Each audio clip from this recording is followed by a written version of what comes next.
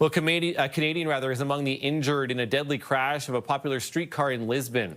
The death toll from the crash has risen to 17. Another 21 people, including the Canadian, were injured in what officials in the Portuguese capital are calling an accident. CTV's Scott Hurst joins us now with more on this. Scott, certainly horrific pictures that we saw, the death toll rising today. We are hearing that a Canadian is among the injured. What do we know about the victims at this point?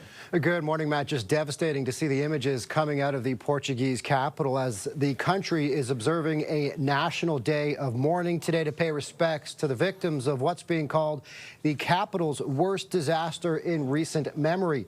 As you mentioned, the death toll has now climbed to 17 after two people who were taken to hospital have since died from their injuries.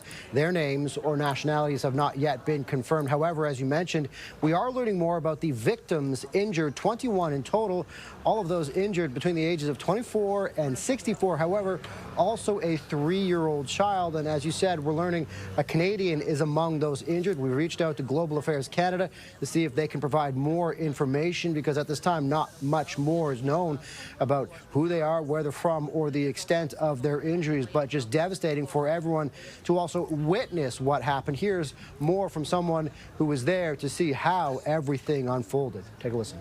It was coming down the hill. Something was wrong with the cable. It lost control, didn't have any braking ability. When it came around the corner, it crashed into the building.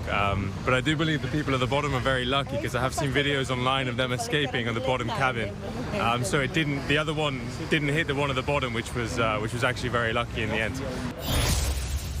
It is a wildly popular tourist attraction in the Portuguese capital of Lisbon. The renowned 19th century streetcar was filled with tourists during the end of the busy summer travel season, as officials are confirming the injured victims are from at least 8 different countries, including, as we mentioned, a Canadian, but also 2 Germans, 2 Spaniards, a French, and an Italian, Matt. Scott, do we know, at least, you heard from witnesses, too, that the streetcar was out of control going down the hill. Do we have any word on the investigation or the possibility of what happened? No doubt witnesses at this time will be part of the investigation. It is likely to be a wide-ranging investigation to get to the bottom of what exactly happened.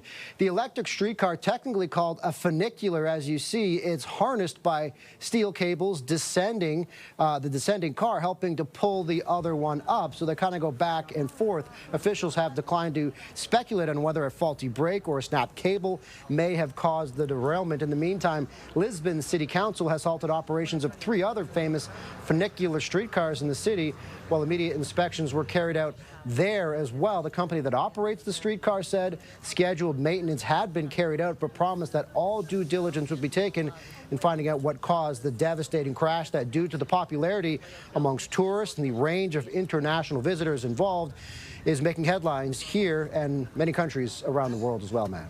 Okay, CTV's Scott Hurst for us this morning. Thanks, Scott, for this. Appreciate it. Thanks, Matt.